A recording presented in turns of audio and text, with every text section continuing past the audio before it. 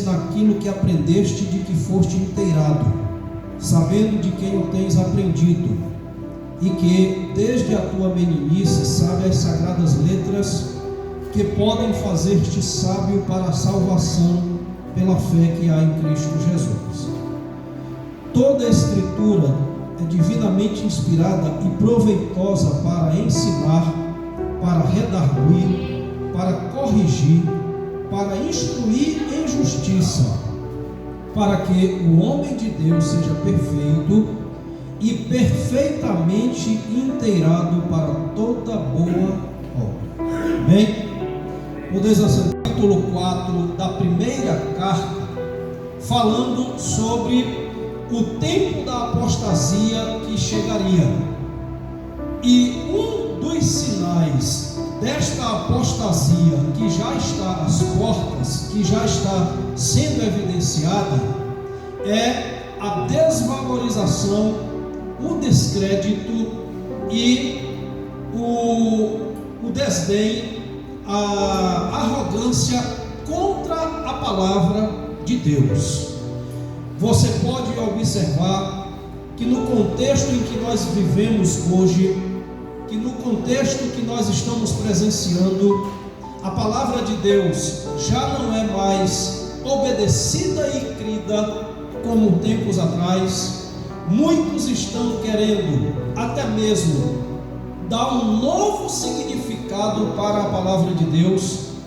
Muitos estão por aí afora dizendo que a Bíblia Sagrada, a palavra de Deus, ela é um livro arcaico, é um livro antiquado, que não atende mais às necessidades de hoje, e que por isso ela precisa ser refeita, que por isso ela precisa ser reestilizada, ressignificada, reescrita. E tanto é que muitos segmentos hoje já estão por aí afora com uma Bíblia própria. Esta Bíblia é a Bíblia da classe fulana de tal dos anzóis. Por quê? Porque aquilo que eles chamam de Bíblia, aquele livro, vem confortar os seus corações dentro dos erros, trazendo assim uma espécie de conforto e de consolo para as suas vidas, ao invés de mostrar-lhes que eles precisam, pela verdadeira palavra de Deus, serem transformados e viver conforme o genuíno Evangelho e conforme a genuína palavra de Deus. Porque, meus amados e queridos irmãos, a sociedade hoje ela está vivendo este momento em que muitos já estão desacreditando, hoje até mesmo dentro do contexto evangélico, e isso não é de assombrar, não é de admirar.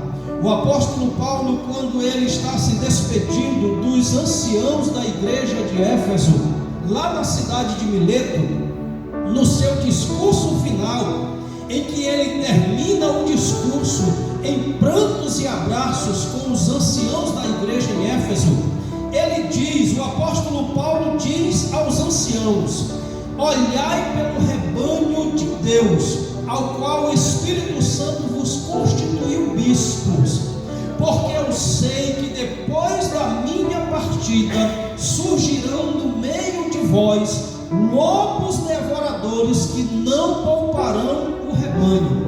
Muitos destes movimentos, queridos e amados irmãos, que nós como crentes sinceros, verdadeiros e que acreditamos piamente na palavra de Deus, precisamos estar alertas para estas mudanças e estes ataques que têm surgido nos nossos dias, porque muitos já não querem mais crer e nem dar crédito na palavra de Deus como a palavra inspirada por Deus, transmitida por Deus, e que ainda continua sendo verdadeira, legítima e santa. Bendito seja o nome eterno do Senhor.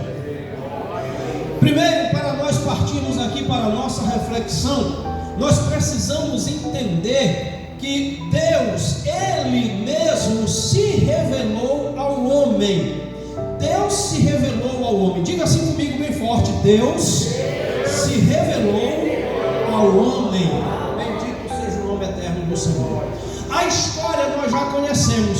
O homem tudo proibido, desobedeceu a ordem, sofreu as consequências. A imagem de Deus que havia no homem tornou-se distorcida, tornou-se uma imagem desfigurada. O homem que tinha comunhão com Deus agora já não tem mais, e que vivia sob a ameaça da condenação eterna e das consequências dos seus atos pecaminosos. Assim estava o homem, mas Deus, pela sua rica misericórdia, Ele quis se manifestar, Ele quis se revelar ao homem. Bendito seja o nome eterno do Senhor. E esta revelação, meus amados e queridos irmãos, nós podemos constatar quando o autor aos Hebreus escreve dizendo que Deus, nos tempos antigos, falou aos nossos pais de muitas maneiras pelos profetas, mas que agora falou diretamente a nós através do Filho. Bendito seja o nome eterno do Senhor. Sabe o que é isto? É Deus se fazendo conhecer ao homem, é Deus querendo que o homem tenha conhecimento dele naquilo que ele se permite ser conhecido, até onde ele permite que o homem o conheça. Nós observamos isto conforme as Sagradas Escrituras. Nós observamos, meus amados e queridos irmãos, que Deus, para se revelar ao homem, Ele se utilizou de inúmeras maneiras. E nós podemos e temos a constatação pela Bíblia Sagrada que Deus, Ele pela natureza, bendito seja o nome do nosso Deus. Em Salmo, livro dos Salmos, capítulo 19, o autor escreve dizendo que os céus manifestam a glória de Deus, e o firmamento anuncia as obras das suas mãos. Bendito seja o nome do Senhor para todo sempre. Sabe o que é que o salmista quer dizer com isto? Que aquele que contempla a imensidão do universo, aquele que contempla a grandeza dos céus, aquele que olha para o firmamento e contempla a vastidão da natureza, as belezas naturais do mundo, tudo aquilo que existe, tudo aquilo que foi criado, ele é levado a considerar que existe de fato um ser superior, um ser supremo que está acima e por trás de tudo que veio a existir. Bendito seja o nome eterno do nosso Deus. Aleluia. Quando Deus se revela ao homem por meio da natureza, conforme Salmo capítulo 19, conforme Romanos capítulo 1, versículos 18, 19 e 20, em que o apóstolo Paulo diz que através daquilo que existe, Deus se tornou conhecido ao homem. Deus quis manifestar-se ao homem através da natureza. Deus também se manifestou ao homem, aos céus, através dos sinais e prodígios realizados. Bendito seja o nome eterno do Senhor. Quando Jesus realizava um milagre, realizava um prodígio, um sinal, uma maravilha, Ele estava revelando Deus aos homens. O próprio Jesus Cristo veio com esta finalidade de mostrar Deus aos homens. Portanto, o próprio Jesus também foi uma forma pela qual Deus também veio manifestar-se ao mundo. Jesus se manifestou aos homens até mesmo através do seu Filho Santo, amável e querido. Bendito seja o nome eterno do Senhor. Natanael chegou e disse: Senhor, mostra-nos o Pai, que já nos basta. E Jesus disse o quê? Eu estou há tanto tempo convosco e tu ainda não entendeu que aquele que me vê o Pai. Era Jesus mostrando Deus aos homens, era Deus querendo ser conhecido dos homens através de Jesus. Nicodemos, quando chega para conversar com Jesus, ele mesmo disse: Senhor, bem sei que tu és mestre vindo da parte de Deus, porque ninguém pode fazer os sinais que tu fazes se Deus não for com ele.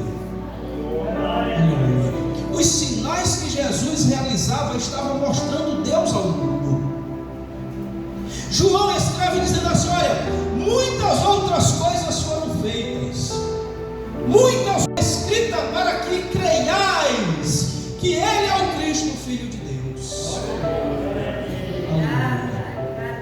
E Deus também se revelou ao homem através da sua palavra, que é o objetivo de nossa reflexão, o objeto de nossa reflexão nesta noite. Deus se revelou através da sua palavra. Bendito seja o nome eterno do Senhor nosso Deus.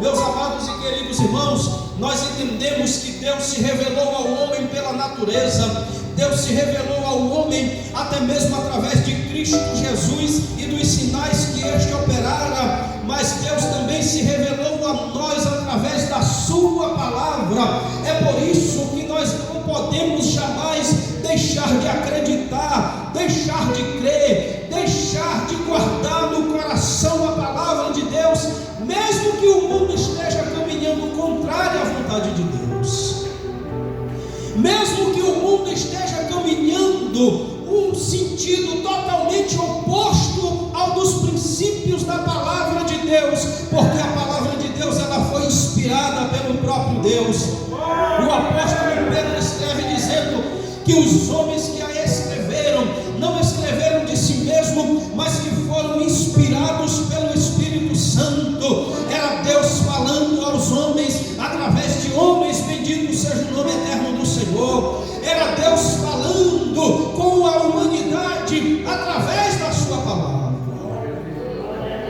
Aleluia.